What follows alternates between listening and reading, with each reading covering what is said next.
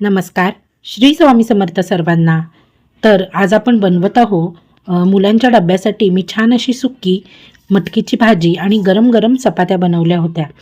तर मला असं वाटलं की आपण ही भाजीसुद्धा आपल्या व्ह्यूअर्सला दाखवायला पाहिजे. त्यामुळे मी ही व्हिडिओ बनवलेली आहे. तर इथे मी भाजी चपातीसाठी पूर्ण अशी तयारी करून ठेवली आहे. तर आधी आपण करूया मस्त अशी भाजी. तर भाजीसाठी मी इथे पॅनमध्ये एक 3 पळ्या तेल घातले. त्यामध्ये 15 ते 20 आपण कढीपत्त्याची पानं घातली. कढीपत्ता छान तडतडला का त्यामध्ये घालायचा आहे आपल्याला छान असा बारीक चिरलेला कांदा. कांदा मस्त बारीक चिरलेला हवाय. 3 कांदे मी इथे बारीक चिरून घेतलेत आणि तेलावर छान असे परतवून घ्यायचे आहेत. तर कांदे चांगले गुलाबी रंगावर परतले का मग पुढचा मसाला आपण यामध्ये घालायचा आहे. तर कांदा आपल्याला चांगला गुलाबी रंगाला येईपर्यंत परतवून घ्यायचा आहे. जर आपल्याला कांदा लवकर परतायला पाहिजे, लाल व्हायला पाहिजे असं पाहिजे असेल तर त्यामध्ये थोडंसं मीठ घालायचं.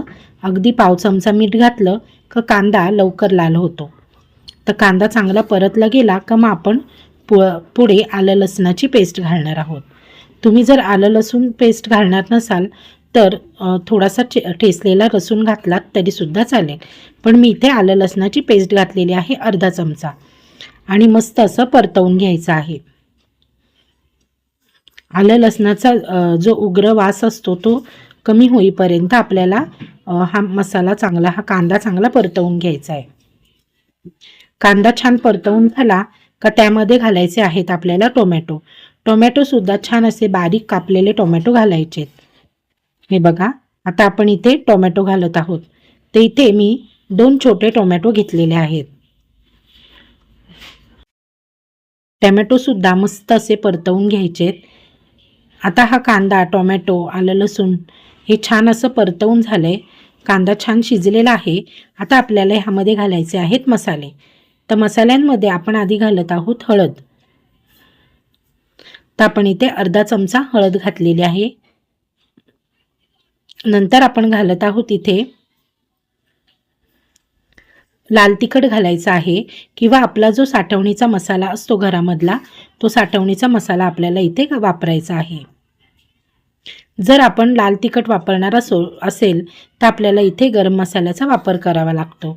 पण जर आपण इथे लाल तिखट घातलं तर आपल्याला गरम मसाला घालायचा आहे आणि जर साठवणीचा मसाला घातला तर गरम मसाल्याची गरज नाही.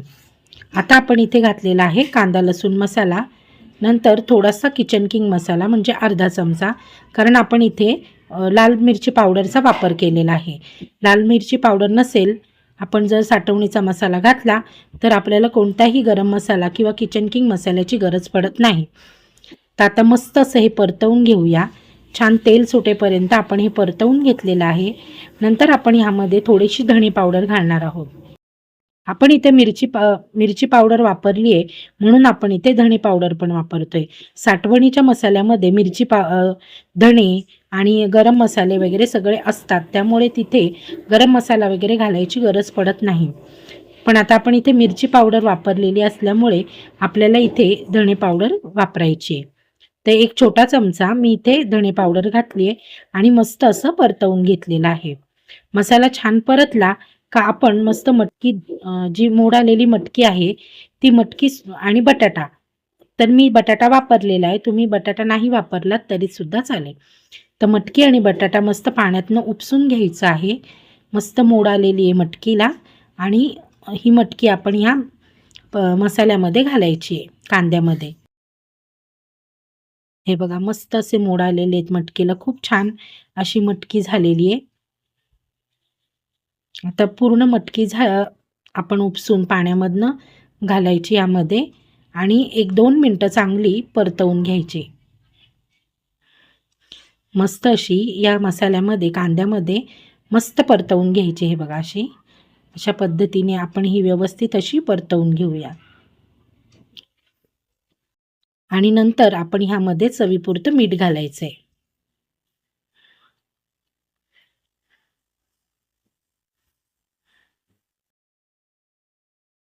आता आपली मटकी मस्त अशी परतवून झाली आहे.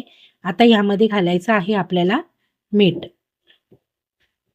तर इथे चवीपुरतं मीठ घालून घ्यायचंय आणि पुन्हा एकदा मिनटभर आपल्याला ही मटकी परतवून घ्यायची आहे. आणि अगदी थोडंसं म्हणजे अगदी अर्धा ग्लास पाणी घालून वाफेवर आपल्याला ही भाजी शिजवून घ्यायची आहे.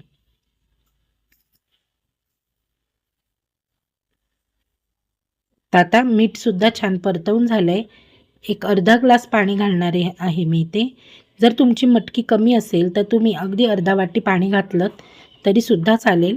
आता माझी जी मटकी आहे ती जरा जास्त आहे, त्यामुळे मी इथे अर्धा ग्लास पाणी घालते आणि झाकण ठेवून आपल्याला ह्या मटकीची छान अशी वाफ काढून घ्यायची आहे.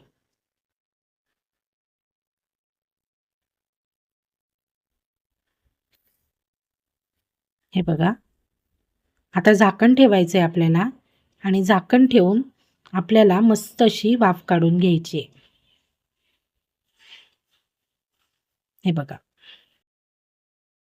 आता आपली भाजी शिजून होतीये तोपर्यंत मस्त अशा गरमागरम चपात्या करून घेते. बघा किती छान अशी फुललेली आहे चपाती. मस्त तेलाची चपाती आणि गरमागरम मटकीची भाजी असा टिफिन आपण मुलांना देणार आहोत आज. बघा किती छान अशा चपात्या झालेल्या आहेत. मस्त छान घडीची चपाती केलेली आहे मी. आणि जर अशा पद्धतीच्या चपातीची व्हिडिओ तुम्हाला पाहिजे असेल तर मला नक्की कमेंट करा, म्हणजे मी पूर्ण रेसिपी तुम्हाला शेअर करीन.